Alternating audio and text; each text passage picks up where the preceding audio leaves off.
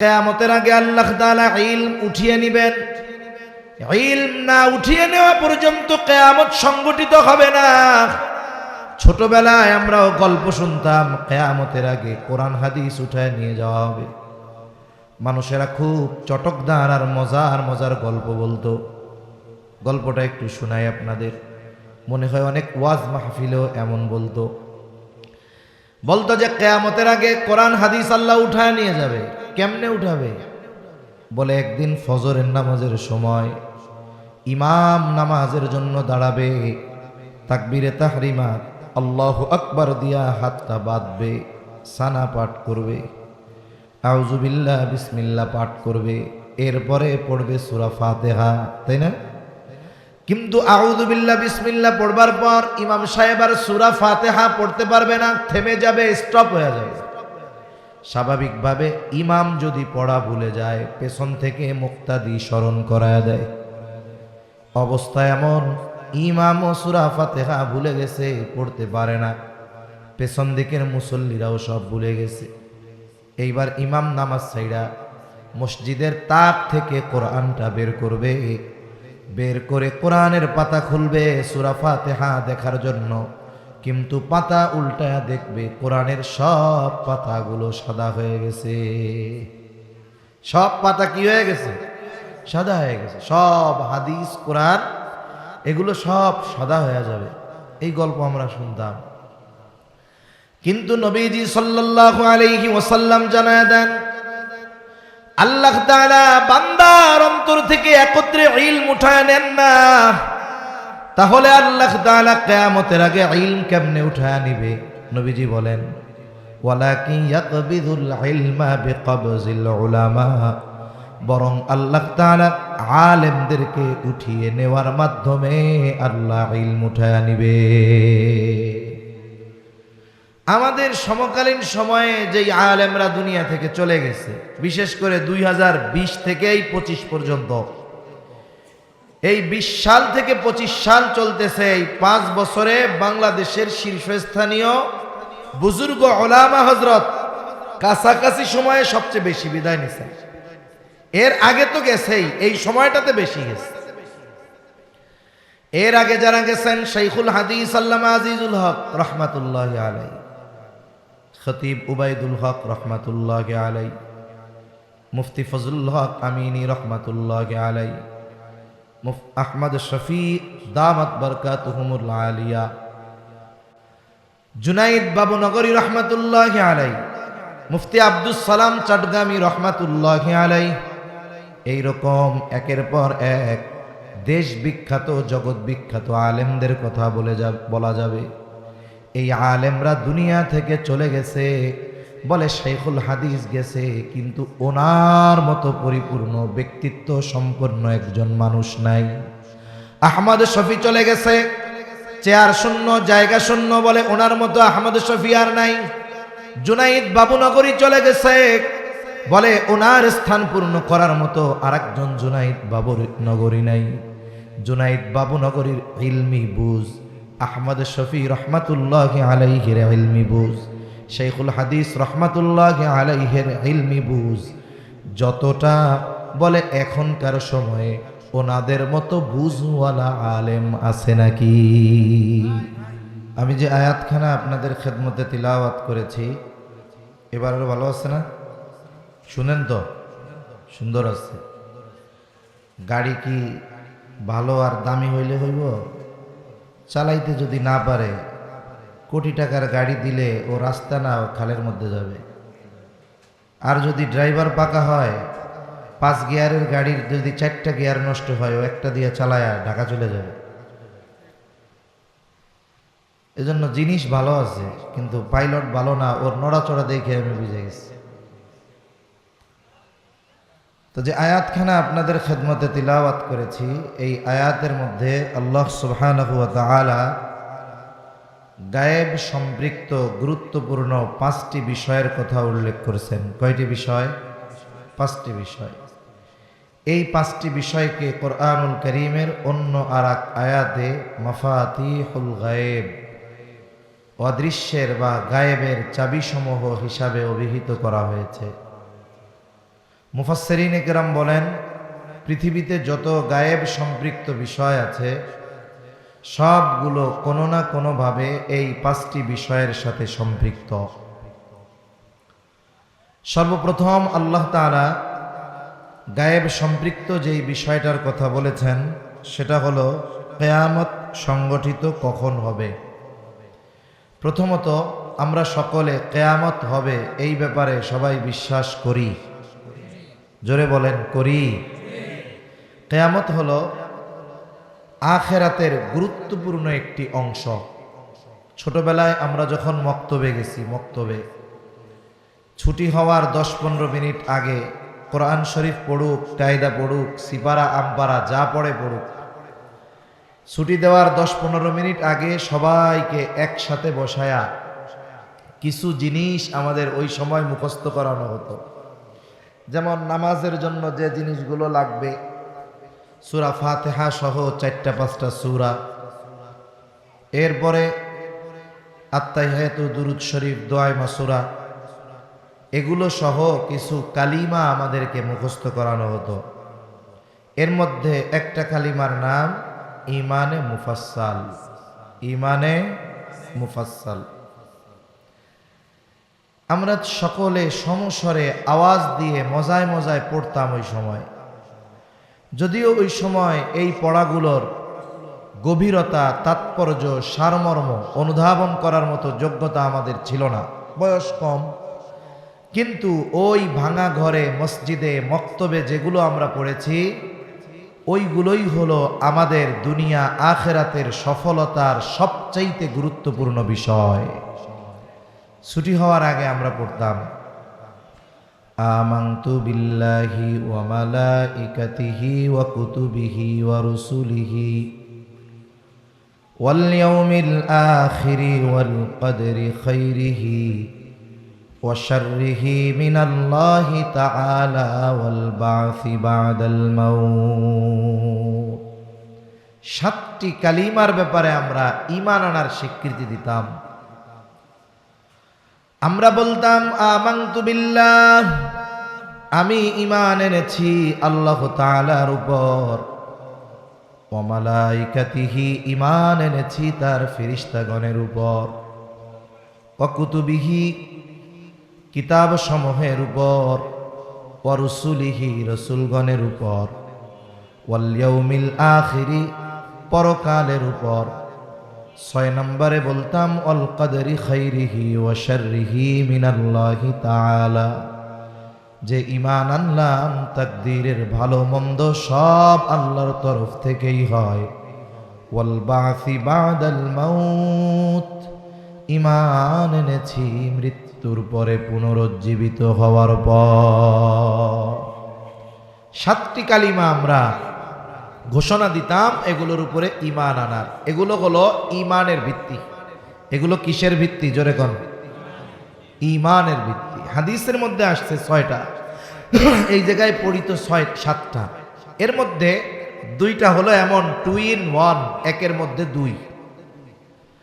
ওয়াল ইয়াউমিল আখিরি আর ওয়াল বা'সি বা'দাল মাউত, এই 2টা হলো একের মধ্যে 2। তাহলে এই 2টা মিলে একটা, আরো বাকি আছে 5টা, সর্বমোট হলো 6টা। এই 6টা হলো ঈমানের ভিত্তি। বলে এই 6টার মধ্যে একটা হলো আখিরাতের উপরে ঈমান আনলাম। বলে আখিরাত প্রত্যেকটা ব্যক্তির মৃত্যুর পর থেকে নিয়ে তার আখিরাত শুরু হয়ে যায়। আমার যখন মৃত্যু হবে আমার আখিরাত শুরু, যার মৃত্যু হয় তার আখিরাত শুরু। আখিরাতের অন্যতম গুরুত্বপূর্ণ অন্যতম একটি বিষয় হলো কিয়ামত। আখিরাত প্রত্যেকটা ব্যক্তির মৃত্যুর সাথে সাথে শুরু হয়ে যায়।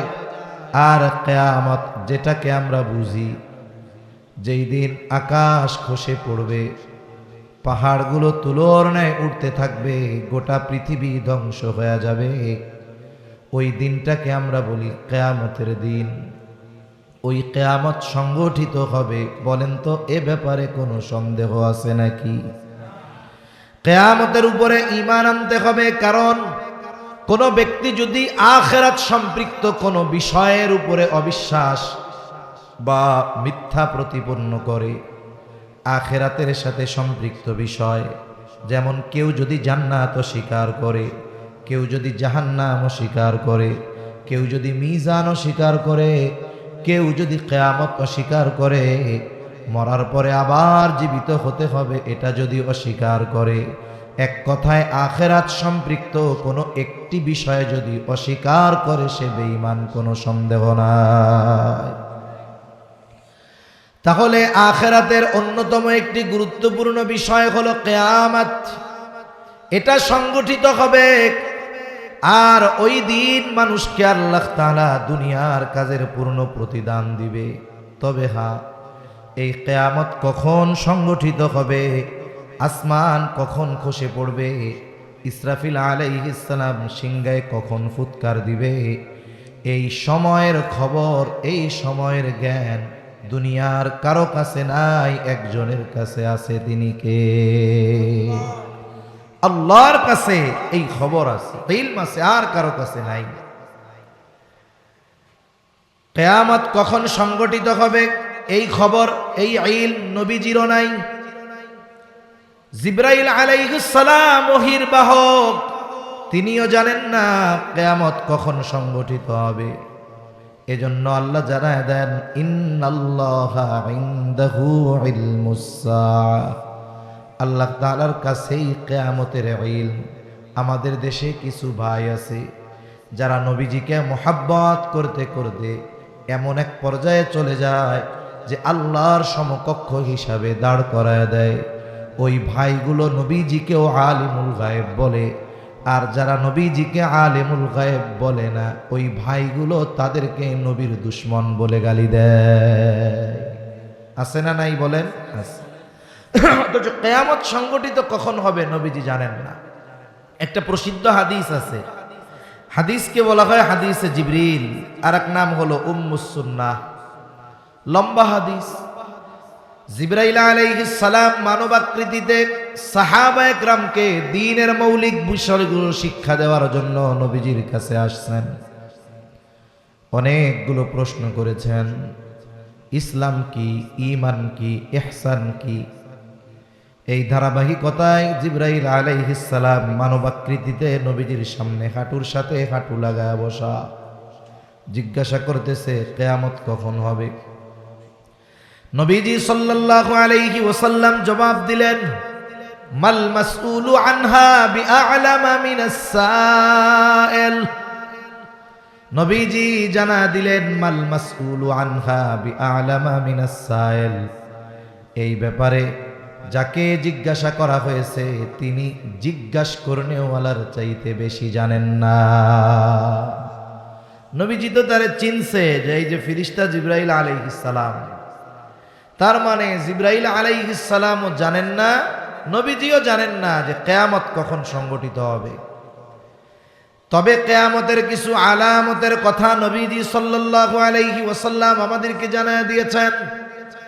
আমি সেই আলামত সম্পৃক্ত একটি হাদিস আপনাদের খেদমতে পাঠ করেছি। নবীজি সাল্লাল্লাহু আলাইহি ওয়াসাল্লাম এই হাদিসের মধ্যে 6টা বিষয়ের কথা উল্লেখ করেছেন। কয়টা বিষয় একটু জবান খুলে বলেন। আপনাদের ঘুম আসতেছে নাকি? আপনাদের না আসে, ওনাদের তো আসতে পারে। তাকবীর দেন সামনে যারা আছেন, নারায়ে তাকবীর। আরো জোরে দেন না, নারায়ে তাকবীর।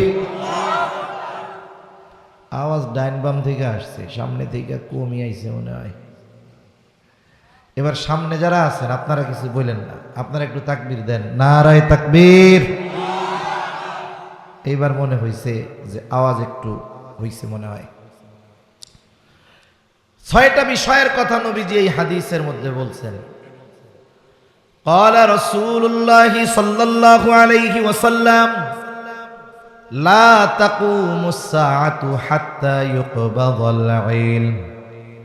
নবীজি সাল্লাল্লাহু আলাইহি ওয়াসাল্লাম বলেন, কিয়ামত ততক্ষণ পর্যন্ত সংগঠিত হবে না যতক্ষণ না ইলম উঠায়া নেওয়া হবে।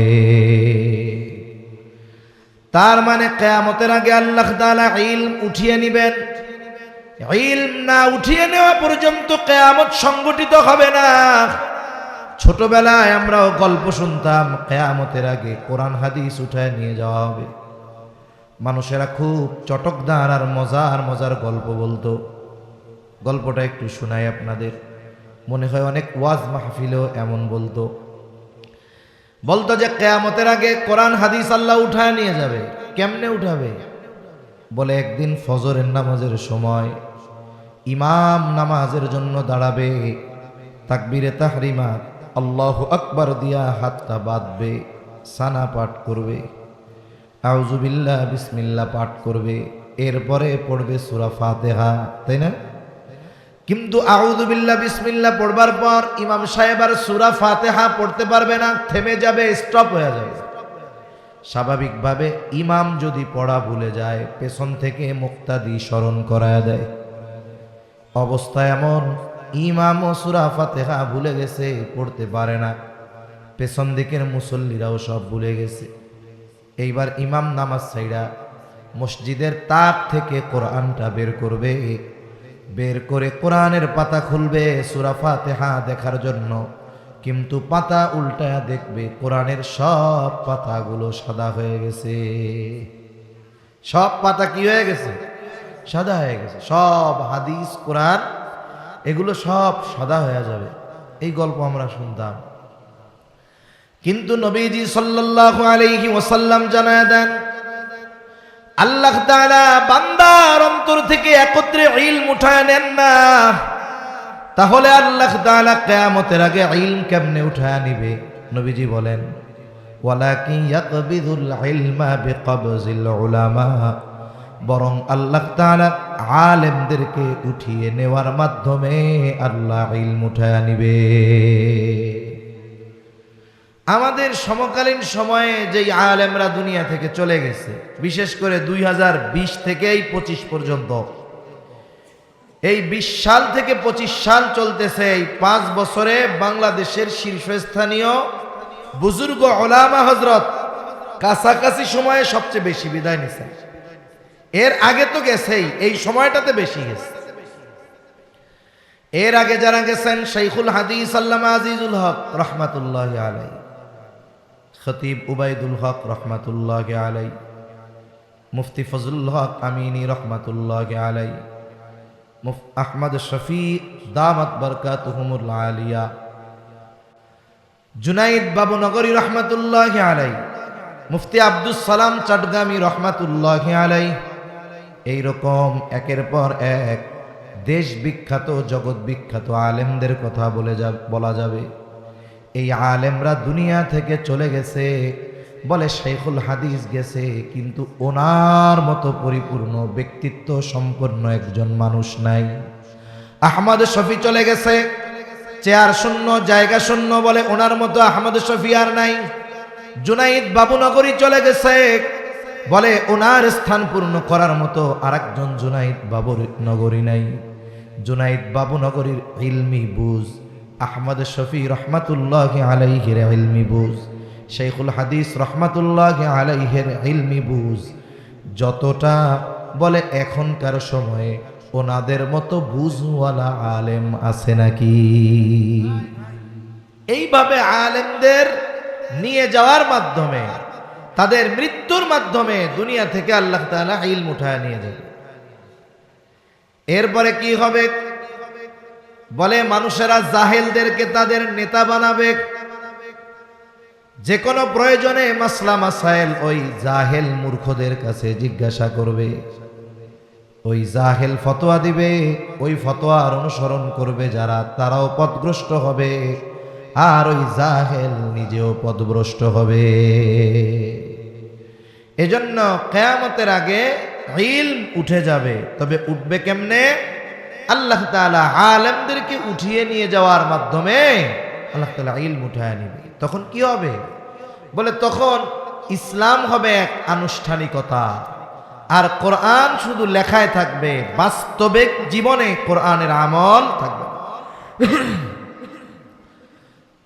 قال رسول الله صلى الله عليه وسلم يوشك أن يأتي على الناس زمان লা ইয়াবকা মিনাল ইসলাম ইল্লা ইসমুহু ওয়া লা ইয়াবকা মিনাল কুরআনি ইল্লা রাসমুহু। অচিরেই এমন এক সময় আসবে যখন ইসলাম নামে মাত্র থাকবে, ইসলাম শুধু নামে থাকবে, নির্দিষ্ট কিছু কাজকর্মের মধ্যে ইসলাম থাকবে, বাকি কোথাও ইসলাম থাকবে না।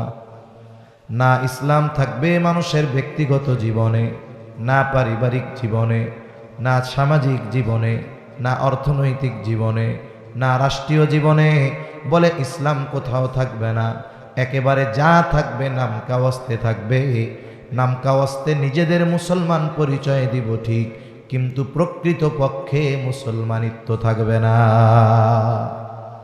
কোথায় আছে পরিপূর্ণ ইসলাম? ব্যক্তিগত জীবনেও নাই, সামাজিক জীবনেও নাই, রাজনৈতিক জীবনেও নাই। অথচ কবরে আমাদেরকে জিজ্ঞাসা করা হবে তোমার দিন কি? জবাব কি হবে বলেন তো? যদি কবরে জিজ্ঞাসা করবে না দিন কি, ওমা দিন, তোমার দিন কি, জবাব কি হবে? ইসলাম। সবাই জানে। তিনটা প্রশ্ন করবে, এটা মুসলিমও জানে, অমুসলিমও জানে যে কবরে এই তিন প্রশ্ন করবে। হুজুররা ওয়াজ করে কয়, এটা আমরা শুনছি। দুনিয়ার প্রশ্নের জবাব লেখাপড়া করলে দেওয়া যায়। যেই ছাত্র লেখাপড়া করে বলে পরীক্ষার হলে প্রশ্নের জবাব দিতে পারে। আবার কত ছাত্র আছে পরীক্ষার হলে যায় লেখাপড়া না কইরাও পাশ করে, করে না? আর একজনেরটা দেখা করে অথবা নকল করে করে। তার মানে দুনিয়ার প্রশ্নের জবাব লেখাপড়া করলে দেওয়া যায়, কিন্তু কবরের প্রশ্নের জবাব মুখস্থ করলে দেওয়া যাবে না, নকল নিয়ে গেলেও দেওয়া যাবে না। কারণ কবরের তিন প্রশ্নের জবাব মুখস্থ আর লেখাপড়ার সাথে নয়, বরং ওই তিন প্রশ্নের জবাব মানুষের দুনিয়ার আমলের সাথে সম্পৃক্ত।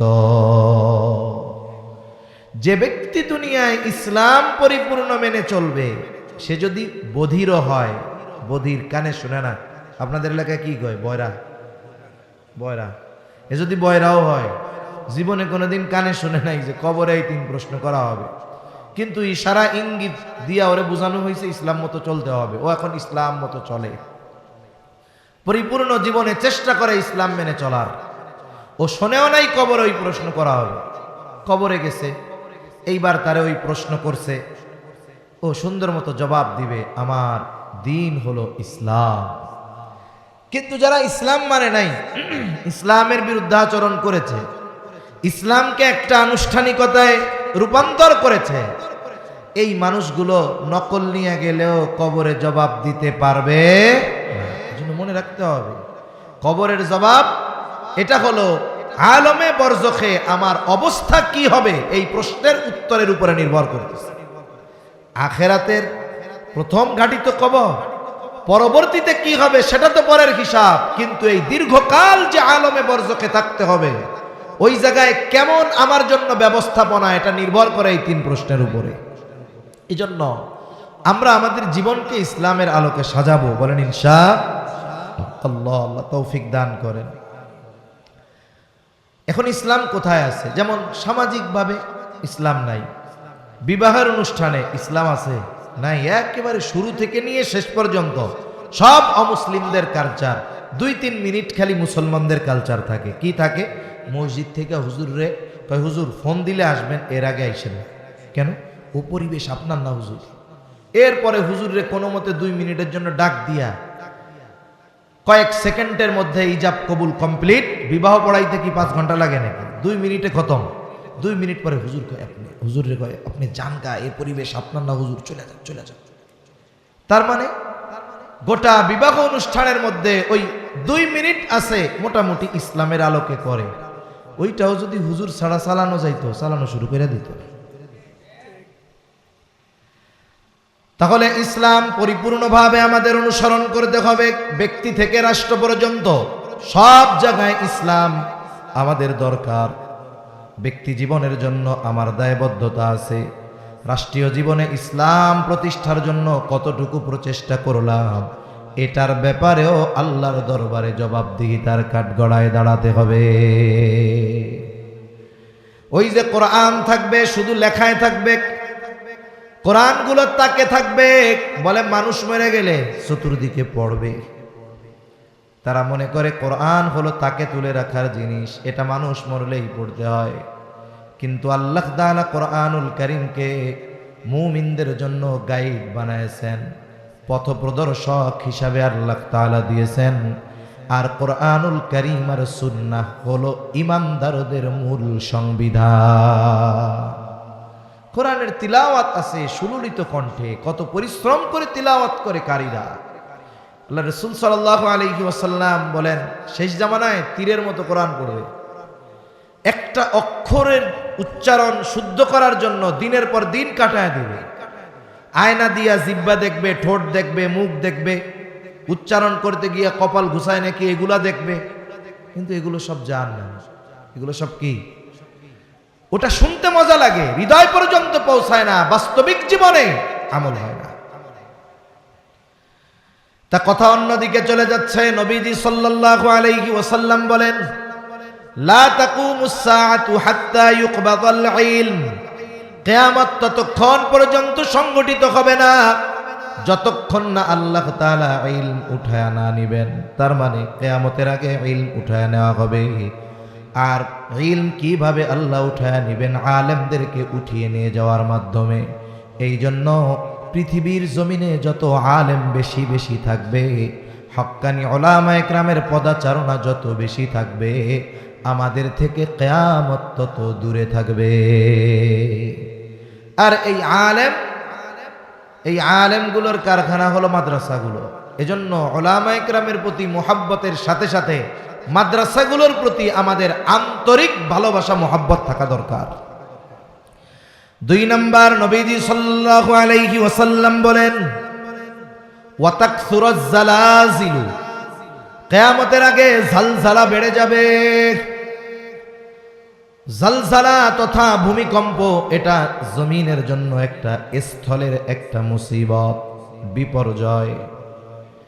যখন কোনো ধরনের মুসিবত বিপর্যয় পরিলক্ষিত হয়, শুধু জাগতিক নজরে এই মুসিবতকে দেখে না, বরং এই মুসিবতকে সে কোরআন এবং সুন্নাহর আলোকে এই মুসিবতের মূল কারণগুলো সে অনুসন্ধান করে। ভূমিকম্প কেন হয়? ভূতাত্ত্বিক যারা, এরা বলে আমরা তো পৃথিবীর উপরিভাগে বসবাস করি, পৃথিবীর উপরিভাগে আমরা বসবাস করি। পৃথিবীর ভেতর দিকে অনেক কিছু আছে, আগুন, পানি, বিভিন্ন খনি, অনেক কিছু আছে। আবার উপরিভাগে যে বসবাস করি, আরেকটা কাগজ দেন, এইরকম একটা অংশে পৃথিবীর সবাই বসবাস করে না।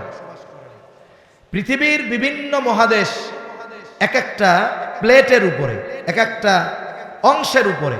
এগুলো কেমন থাকে? মনে করেন এইটা হলো এশিয়া মহাদেশ, এটার উপরে আফ্রিকা মহাদেশ। এখন এটা পাশাপাশি আছে, এই জায়গায় এরকম আছে। বিজ্ঞানীরা বলেন যে এই প্লেটগুলো মানে অংশগুলো সব সময় নড়াচড়া করে। বছরে কতটুকু নড়াচড়া করে? বলে 10 থেকে 16 সেন্টিমিটার মাত্র। প্রতি বছরে এতটুকু নড়াচড়া করে। কতটুকু? অল্প একটু নড়াচড়া করে। বলে যদি গতি কোনো সময় 16 সেন্টিমিটারের একটু বেড়ে যায়, মনে করেন এখন গতিটা বাড়ছে, চলতে চলতে এবার গতি এতটুকু বাড়ছে যে সেটার গতি 20 সেন্টিমিটার পার হয়ে গেছে, তখন ভূমিকম্প আমাদের কাছে উপলব্ধি হয়। অথচ পৃথিবীতে প্রতিনিয়ত ভূমিকম্প হতে থাকে, কারণ পৃথিবীর এই টেকটনিক প্লেটগুলো সর্বদা নড়াচড়া করে। ভূমিকম্প প্রতিনিয়ত হয়, মৃদু মাত্রার, এগুলো আমাদের অনুভব হয় না।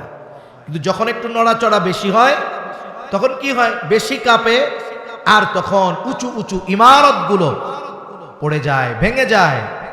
পাহাড়ের মধ্যে অনেক সময় ভূমিধস হয়। তুরস্কে ভূমিকম্প হয়েছে, হাজার হাজার মানুষ মারা গেছে। আফগানিস্তানে হয়েছে, হাজার হাজার মানুষ মারা গেছে, বড় বড় স্থাপনা ভেঙে পড়ছে। থাইল্যান্ড মায়ানমার সীমান্তে কিছুদিন আগে হয়েছে। উঁচু উঁচু বিল্ডিং গুলো এরকম বাতাসে যেমন গাছ নড়ে এরকম নড়তেছে। বিজ্ঞানীরা তো বলে টেকটনিক প্লেট নড়াচড়া করছে বেশি, টেকটনিক প্লেট নড়াচড়া বেশি করছে, এই জন্য নড়ছে। কিন্তু এই যে স্থলের মুসিবত বিপর্যয় কেন হয়, আল্লাহ তাআলা বলেন ظهر الفساد في البر والبحر بما كسبت أيدي الناس ليذيقهم بعض الذي عملوا لعلهم يرجعون। আল্লাহ রাব্বুল আলামিন বলেন জল স্থলের যত বিপর্যয় এগুলো মানুষের হাতের কামাই। তার মানে আমাদের কর্মের কারণে জল স্থলে মুসিবত দেখা দেয়। সমুদ্রের মধ্যে জলোচ্ছ্বাস হয়, আইলা লাইলা সিডর হয়, জমিনের মধ্যে ভূমিকম্প হয়, অতিবৃষ্টি অনাবৃষ্টি এগুলো হয়। আল্লাহ তাআলা আমাদের পাপের কারণে এইগুলা দেন, তবে আমাদেরকে সমূলে শেষ করে দিতে চান না, বরং এই সামান্য বিপর্যয় দিয়ে আমাদেরকে সতর্ক করে দেন। আল্লাহ তাআলা বলেন লিউযীকাহুম বা'দাল্লাযী আমিলু লাআল্লাহুম ইয়ারজিউন। আল্লাহ কেন দেয়? হে দুনিয়ার মানুষ, থাইল্যান্ডের ভূমিকম্প দেখে সতর্ক হয়ে যাও। কত উন্নত প্রযুক্তি, বিল্ডিং গুলো বাতাসের ন্যায় কেমন যেন নড়তেছে, সতর্ক হয়ে যাও। আল্লাহর দিকে ফিরে আসো, পাপাচারের পথ পরিহার করে দ্বীনের পথে ফিরে আসো, নেকের পথে ফিরে আসো। মূলত আল্লাহ আমাদের পাপাচার যখন একটু বেড়ে যায়, এই ধরনের মুসিবত দিয়ে বিপর্যয় দিয়ে আল্লাহ আমাদের সতর্ক করে দেয়। তবে পাপাচারের মাত্রা এত বেশি, যদি রহমাতুল লিল আলামিনের দোয়া আমাদের ব্যাপারে না থাকতো, আমাদেরকে আল্লাহ আযাব গজব দিয়ে সমূলে শেষ করে দিতেন। কিন্তু নবীজির দোয়ার বরকতে আল্লাহ তাআলা আমাদেরকে কিছু শাস্তি আস্বাদন করান, তবে সমূলে ধ্বংস করে দেন। তাহলে আমরা এক নাম্বার পাইলাম, আমাদের পাপের কারণে ভূমিকম্প বাড়বে, সময়ের সাথে সাথে পাপ বাড়বে, ভূমিকম্প বাড়তে থাকবে। হাদিসের মধ্যেও নবীজি বলেন যখন জমিনের উপরে পাপাচার বেড়ে যায়, অশ্লীলতা বেড়ে যায়, ব্যভিচার বেড়ে যায়, ওজনে কম দেওয়া বেড়ে যায়, মদ্যপান বেড়ে যায়, নাচ গান বেড়ে যায়, তখন আল্লাহ তাআলা ভূমিধস দেন, ভূমিকম্প দেন। তাহলে ভূমিকম্প কিয়ামতের আগে বাড়বে কেন? বলে বাড়ার মূল কারণ হলো আমাদের পাপাচার। তবে এই বিষয়ে খেয়াল রাখতে হবে, এই পাপাচারগুলো যেন আমাদের মাধ্যমে না হয়, অন্যরা করলে করুক, আমরা এই ভূমিকম্প হওয়ার কারণ পাপাচার, এতে আমরা লিপ্ত হব না, কোন ইনশাআল্লাহ। 3 নাম্বার, নবীজি সাল্লাল্লাহু আলাইহি ওয়াসাল্লাম বলেন ওয়ায়াতাকারাবাজ জামান, কিয়ামতের আগে সময় সংকুচিত হয়ে যাবে, সময় সংকুচিত হয়ে যাবে, সংক্ষিপ্ত হয়ে যাবে, সময়টা নিকটবর্তী হয়ে যাবে। কিয়ামতের আগে এক জুমা থেকে অপর জুমা তাড়াতাড়ি চলে আসবে, মনে হবে এই তো গতকাল জুমা পড়লাম, আবার আগামীকাল জুমা।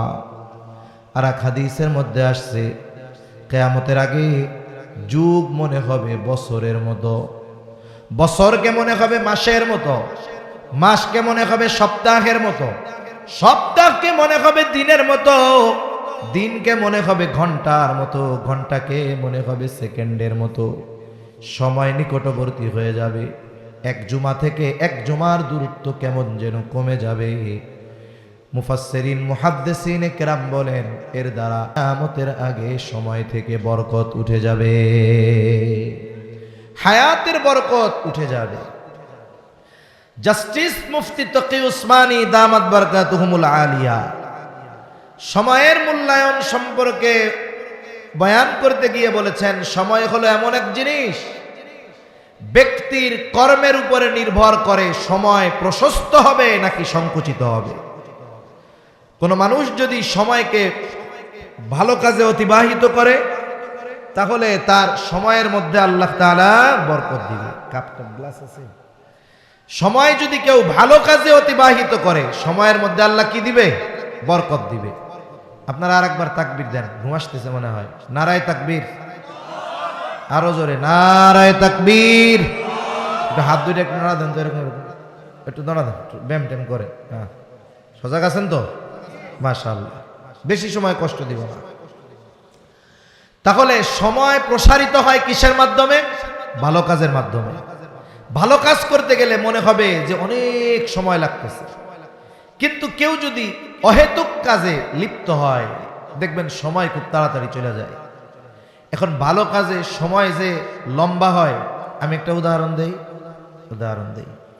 মনে করেন এক মসজিদে ইমাম সাহেব ফজরের নামাজ পড়াইতে সময় লাগে তার 10 মিনিট। কয় মিনিট? এখন এমন এক জামানা, প্রত্যেক মসজিদে একেবারে মুসল্লিদের সামনে বরাবর প্রায় মসজিদে ঘড়ি থাকে, থাকে না? এজন্য অসুবিধা কি জানেন? ইমাম সাহেব বয়ান করে জুমার দিন, মনে করেন 1:15 হলো একটা সময়, কিন্তু ঘড়ির কাঁটায় সময় বা ওই যে বোর্ডে সময় দেওয়া আছে যে জুমা 1:15 বা 1:20 সময় দেওয়া থাক, কিন্তু ওই মসজিদে জামাত শুরু হবে কখন এটা ওই ঘড়ির কাঁটার উপরে নির্ভর করে না, ইমামের ইচ্ছার উপরে নির্ভর করে, ঠিক কিনা বলে? কিন্তু যখনই 1:15 বাজবো কেউ কেউ এরকম তাকাইবে, হুজুরের দিকে একবার, ঘড়ির দিকে একবার, আছে না নাই? আবার কতজন করবে কি সুন্দর মতো, যেই হবে আসরের রক্ত নামাজ 4:15-তে, ইমাম সাহেব আসে নাই অথবা বসে আছে, যেই 4:14 উনি দাঁড়ায় যাবে এরকম। আপনারে দাঁড়াইতে কইছে কেডা? ইমামের আগে আপনি দাঁড়ান কেন? এই অধিকার আপনারে কে দিয়েছে? ইমাম যতক্ষণ না দাঁড়াবে নামাজের জন্য, মুসল্লি নামাজের জন্য দাঁড়াবে না, এটাই আদব। ঘড়ি তো সামনে থাকে। এখন ইমাম সাহেব যখন নামাজ শুরু করে এরপরে ঘড়ির দিকে তাকায়, একটা হিসাব আছে যে ইমাম সাহেব যদি 5:20 নামাজ শুরু করে তাইলে 5:24 সময় সে রুকুতে যায় ফজরের নামাজে, কিন্তু আজকে 4:24 পার হয়ে 5:25, 26 এখনো রুকুতে যায় না। কিরে? ইমাম সাহেব চিন্তা করছে অন্যান্য দিন সূরা দাহার দিয়ে 2 রাকাত পড়াই, আজকে সূরা দাহার দিয়ে 1 রাকাত পড়াবো, সময় একটু বেশি লাগবে না? লাগবে। এবার যখন 24 থেকে ঘড়ির কাঁটা 26-এ যায়, আর সহ্য হয় না। একজন পেছন থেকে কয়, ইমাম সাহেব কেরাত চলতেছে, পাশের থেকে এবার আর একজন বলে, একের পর এইবার জামাতের সাথে পেছন থেকে কাশাকাশি শুরু। ইমাম মনে মনে কয়, চিন্তা করছিলাম সূরাটা শেষ করে রুকুতে যাবো, পেছনে যে পরিমাণ যক্ষা শুরু হয়েছে আমিও কাশির মধ্যে পড়ে যাই কিনা ঠিক নাই। আল্লাহু আকবার। এই যে সে যে নামাজের মধ্যে আছে, পৃথিবীতে সবচাইতে উত্তম কাজের মধ্যে সে আছে, ঠিক কিনা বলেন? কারণ একজন মানুষ যখন তাকবীরে তাহরিমার মাধ্যমে নামাজের মধ্যে অন্তর্ভুক্ত হয়ে যায়, সে পৃথিবীর সব বৈধ কাজ, অনেক বৈধ কাজ তার জন্য সাময়িকভাবে নিষিদ্ধ হয়ে যায়। কেন? বলে এই সময় কথোপকথন চলে কার সাথে? দুনিয়ার মানুষ আমরা এতটা জাহেল যে আল্লাহর সাথে কথা বলতেছে, এই 2টা মিনিট বেশি লাগলে আর ভাল লাগে না, অথচ ওই লোক নামাজ থেকে বের হয়ে চায়ের দোকানে বসবে, দেখবেন এক টানা বৈশা থাকবে দুপুর থেকে নিয়ে রাত 9টা পর্যন্ত, কোনো উহু আহা আর কাশি মাসি নাই, কোনো অসুবিধা নাই, মাজা ব্যথাও নাই, গিরা ব্যথাও নাই। এই যে সময়টা যে চার দোকানে কাটাচ্ছে, হয়তো গুনার মাধ্যমে, না হয় গীবতের মাধ্যমে, না হয় অহেতুক কোনো কথা কাজের মাধ্যমে, এই সময়টা দ্রুত চলে যায়, ওটা বরকত শূন্য হয়ে যায়। আর যেই কাজগুলো আমরা কোরআন তিলাওয়াত করি, নামাজ পড়ি, মসজিদে থাকি, বলে এই সময়গুলো আমার আপনার কাছে লম্বা সময় লাগে। কেন? বলে সময় অল্প হলেও ওই সময়ের মধ্যে আল্লাহ বরকত দেয়। এজন্য তাকি উসমানী দামাত বারকাতুহুমুল আলিয়া বলেন, মানুষ ভালো কাজ, নেক কাজের মাধ্যমে সময়ের বরকত লাভ করে, সময়টা প্রশস্ত হয়ে যায়। আর যদি অহেতুক গুনার কাজ, টেলিভিশন, মোবাইল, ফেসবুক দেখে সময় কাটায়, বলে মুহূর্তের মধ্যে সময় থেকে বরকত উঠে যায়, খুব দ্রুততার সাথে সময়গুলো চলে যায়। অথচ এই সময় এই দুনিয়ায় দামি নেয়ামতগুলোর মধ্যে অন্যতম এক দামি নেয়ামত।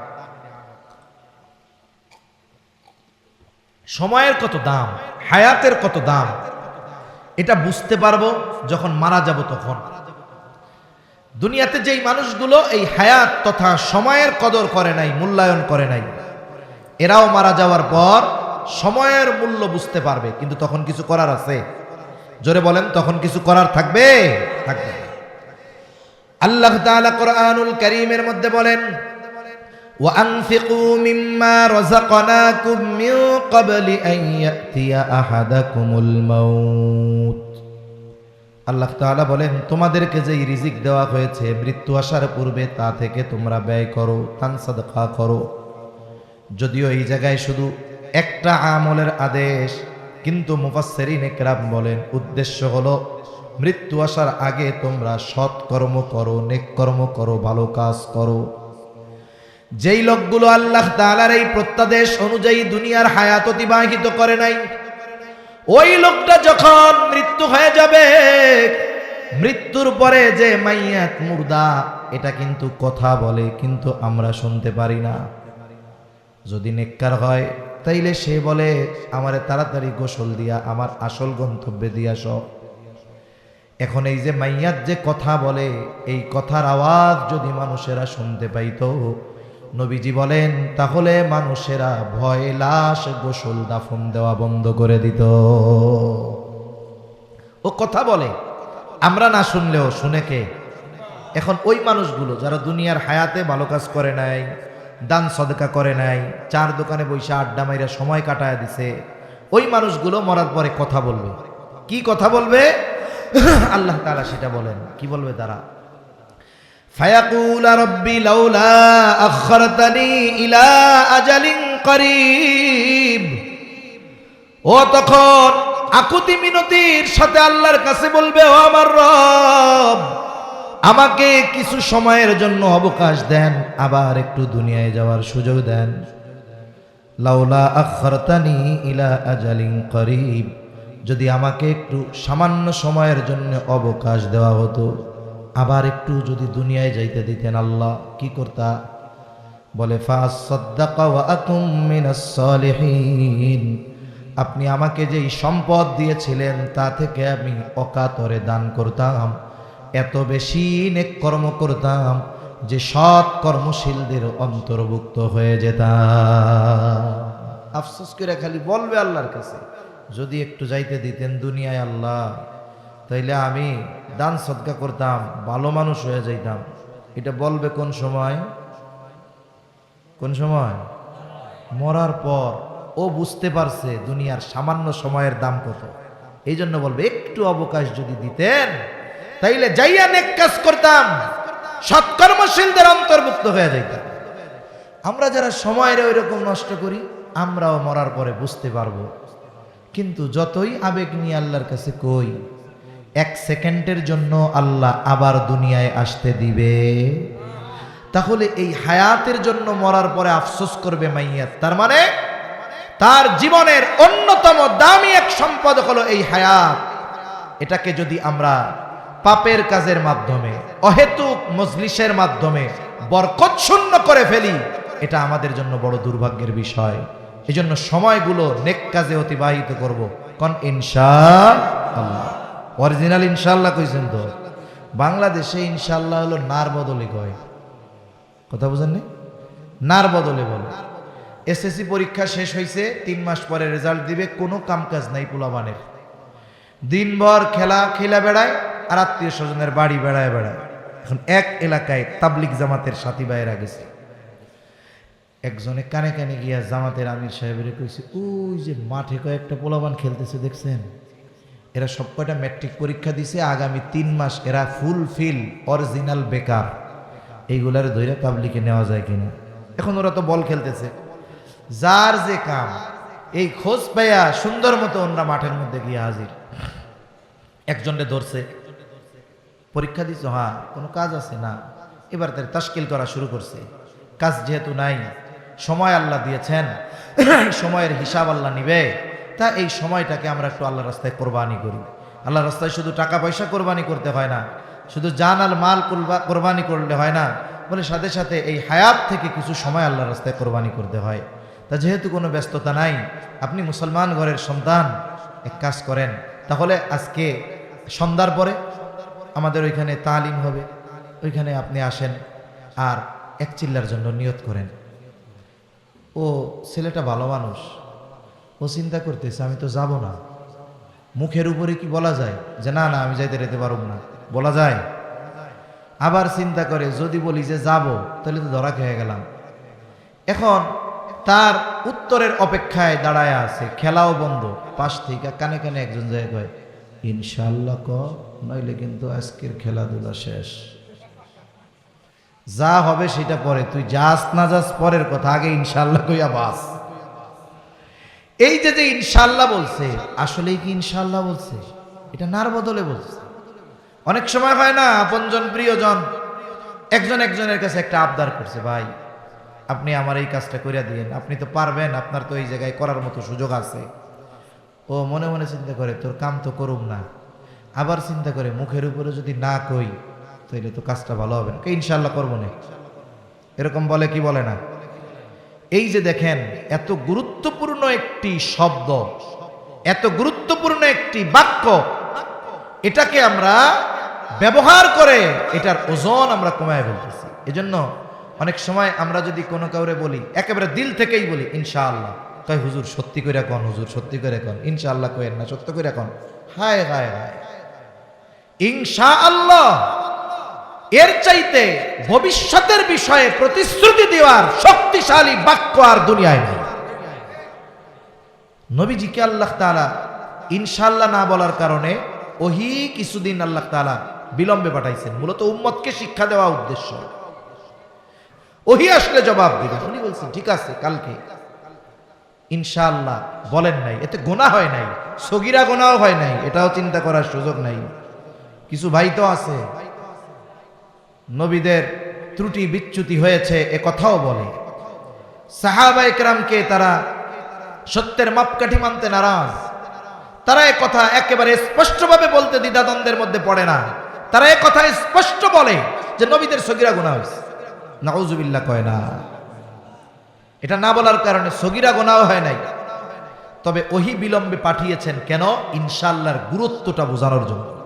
আমরা উম্মত যেন এই বাক্যটাকে নার বদলে ব্যবহার করে এই বাক্যের অপব্যবহার যেন আমরা না করি। তাহলে এক নাম্বার, আল্লাহর নবী বলেন লা তাকুমুস সাআতু হাত্তা ইউকবাদাল ইলম, কিয়ামত ততক্ষণ পর্যন্ত সংগঠিত হবে না যতক্ষণ না ইলম উঠায় নেওয়া হবে। ইলম আল্লাহ কিভাবে উঠায় নেবেন? আলেমদেরকে উঠিয়ে নেওয়ার মাধ্যমে। দুই নাম্বার, কিয়ামতের আগে জলজালা ভূমিকম্প বেড়ে যাবে। ভূমিকম্প বাড়ার কারণ কি? বলে পাপাচার বেড়ে যাবে।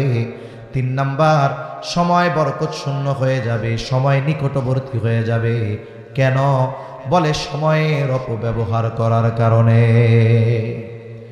চার নাম্বার, নবীজি সাল্লাল্লাহু আলাইহি ওয়াসাল্লাম বলেন ওয়াতাযহারাল ফিতান। এখানে ফিতান ফিতনা দ্বারা উদ্দেশ্য হলো কিয়ামতের আগে সবচেয়ে বড় ফিতনা যেটা, সেটা হলো দাজ্জালের ফিতনা। তবে দাজ্জালের আগমনের পূর্বে একের পর এক ছোট বড় ফিতনা আসতে থাকবে। এই যে কাদিয়ানি মতবাদ, এটা একটা ফিতনা, উম্মতের ঈমান বিধ্বংসী ফিতনা। বলে এই যে কাদিয়ানিরা খতমে নবুয়তকে অস্বীকার করে, তারা আমার আপনার নবীকে শেষ নবী মানে না, গোলাম মুহাম্মদকে নবী হিসাবে তারা স্বীকৃতি দেয়। সামনাসামনি না বললেও ঘুরায়া ফিরায়া বলে। মানুষ যখন বুঝা গেছে সাধারণ মানুষের সামনে বারবার বলা হচ্ছে, তখন বলে সায়াদ নবী, জিল্লি নবী, বলে অ্যাসিস্ট্যান্ট নবী, নাউজুবিল্লাহ গণ। এই ধরনের বিভিন্ন কথা তারা বলে খতমে নবুয়তকে অস্বীকার করে। এটা বড় এক ফিতনা। আপনাদের এক দাওয়াত দেই, আগামী 15ই নভেম্বর খতমে নবুয়ত সংরক্ষণের এই ঈমানি দায়িত্ব নিয়ে মধুপুরের পীর সাহেব আব্দুল হালিম সাহেব হুজুর সারা দেশের নবী প্রেমিকদের আহ্বান করেছেন সোহরাওয়ার্দী উদ্যানে। জাতীয় আন্তর্জাতিক পর্যায়ের বিজ্ঞ উলামায়ে কেরাম ওইখানে আসবেন, আমাদেরকে খতমে নবুয়ত সম্পর্কে দিক নির্দেশনা দিবেন। সাথে সাথে আমাদের উপস্থিতি, আওয়াজ, গণজামায়াত আওয়াজ যত বুলন্দ হবে, রাষ্ট্রের দায়িত্বে যারা আছে তারা হয়তো আমাদের এই দাবি মেনে নিতে বাধ্য হবে, ঠিক কিনা বলেন?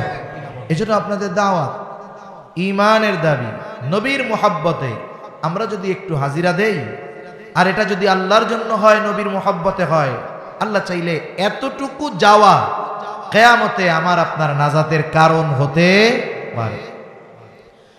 কিয়ামতের আগে সবচাইতে বড় ফিতনা হলো দাজ্জালের ফিতনা।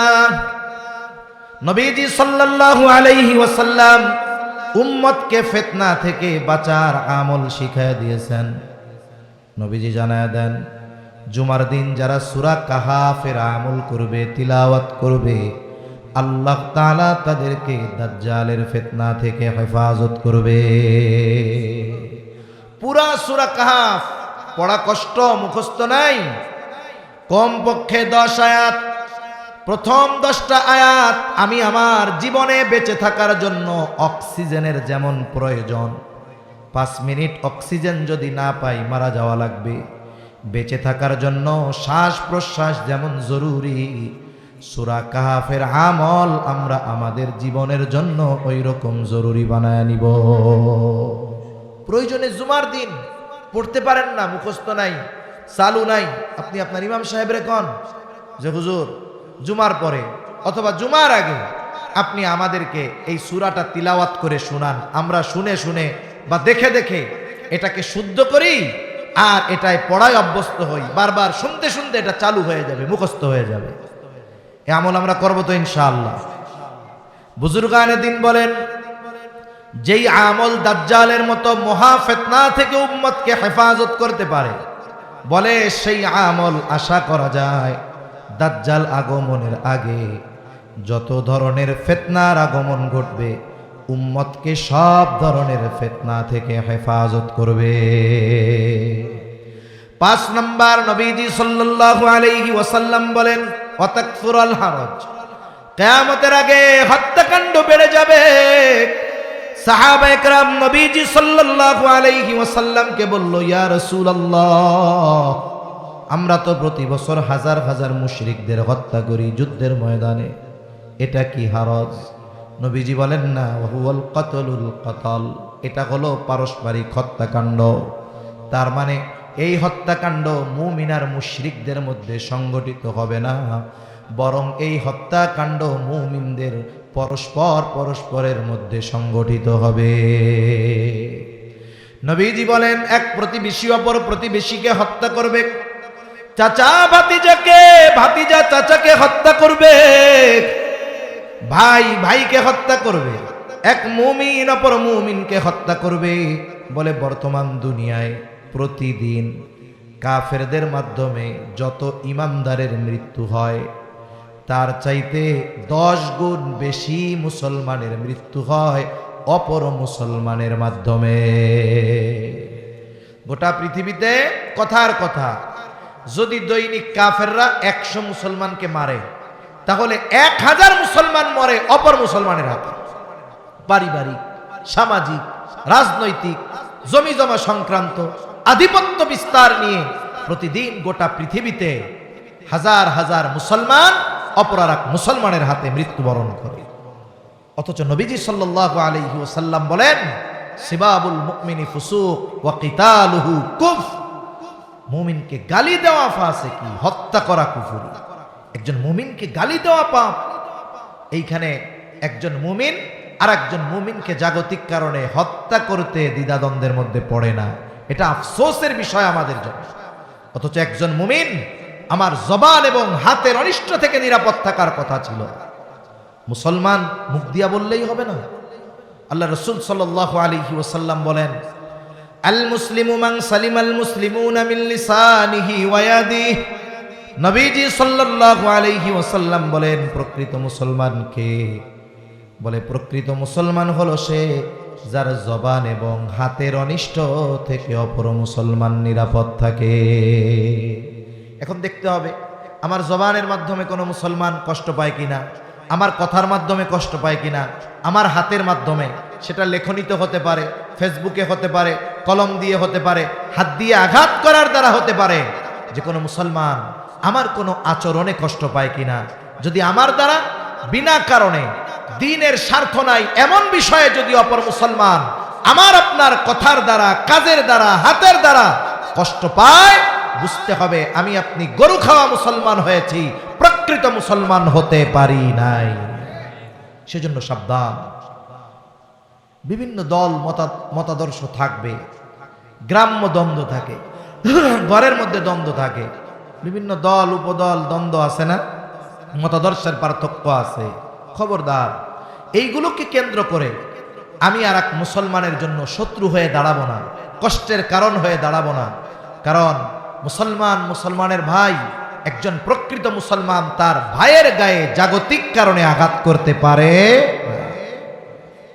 কিয়ামতের আগে হত্যাকাণ্ড এত পরিমাণ বাড়বে, নবীজি সাল্লাল্লাহু আলাইহি ওয়াসাল্লাম বলেন, যাকে হত্যা করা হবে সে জানবে না কেন আমাকে হত্যা করা হলো, আর যারা হত্যা করবে তারাও জানবে না কেন আমরা হত্যা করলাম। কিয়ামতের আগে এই হারজ বেড়ে যাবে। 6 নম্বর, নবীজি সাল্লাল্লাহু আলাইহি ওয়াসাল্লাম বলেন, হাত্তা ইয়াকসুরা ফীকুমুল মালু ফায়াফিদু। কিয়ামতের আগে মানুষের ধন সম্পদ এত পরিমাণ বাড়বে যে মানুষের সম্পদ উপচিয়ে পড়বে। মুহাদ্দিসিনে কেরাম বলেন, এই অবস্থা হবে ঈসা আলাইহিস সালামের সময়। গোটা পৃথিবীতে ইসলাম পৃথিবীর আনাচে কানাচে সব জায়গায় পৌঁছিয়ে যাবে। পৃথিবীতে একটা মানুষও থাকবে না যে সে অমুসলিম। ওই সময় মুসলমানদের সম্পদ এত পরিমাণ বাড়বে যে মানুষ দান সাদকা যাকাত দেওয়ার মতো কোনো মানুষ খুঁজে পাবে না। এই পরিস্থিতিগুলো সংগঠিত যতক্ষণ না হবে ততক্ষণ ওই কিয়ামত সংগঠিত হবে না। কোন কিয়ামত? যেই কিয়ামতের ইলম একমাত্র কার কাছে? আরো জোরে বলেন, কার কাছে? কথা শেষ। আয়াতের দিকে চলে যাই। আল্লাহ তাআলা বলেন, ইন্নাল্লাহা ইনদাহু ইলমুস সাআহ। নিশ্চয়ই আল্লাহ তাআলার কাছে কিয়ামতের জ্ঞান। এরপরে আল্লাহ তাআলা বলেন, ওয়া ইউনাজ্জিলুল গায়থ। তিনি বৃষ্টি নামান।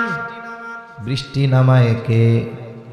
মেঘ হলেই বৃষ্টি হয় না, বরং আল্লাহ হুকুম দিলেই বৃষ্টি হয়। এই জন্য অনেক সময় আমরা দেখি দুপুরবেলা গোটা আকাশ মেঘাচ্ছন্ন হয়ে গেছে, কেমন যেন মনে হয় রাত 12টা। আমরা চিন্তা করি এই বুঝি তুমুল এক ঝড় হবে, এমন বৃষ্টি নামবে, নদী নালা সব ভরে যাবে। ভয়ে বাড়ি ফিরলাম, ঘরে ঢুকলাম, একটু পরে আকাশ পরিষ্কার, ঠিক না? আবার মাঝে মধ্যে কি হয়, কোথাও কোনো মেঘ নাই, সূর্যের আলো, প্রখর তাপ। ও আল্লাহ, এমন এক বৃষ্টি নামছে 10 মিনিট, 10 মিনিটে হাঁটু পানি। তাহলে মেঘ হলেই বৃষ্টি হয় না, বৃষ্টি দেন কে? এই শেষ সময় আল্লাহর নাম এত জোরে কইেন না, গলা নষ্ট হয়ে যাইব, এত জোরে কইেন না। বৃষ্টি দেয় কে? আল্লাহ দেয়। ওয়ায়ালামু মা ফিল আরহাম। মায়ের রেহেমে গর্ভে ছেলে না মেয়ে জানে কে? কইতে পারেন হুজুর, দুনিয়ায় আসার আগেই তো নাতির খবর যাই না গেছি, এটা ভুলা হইব।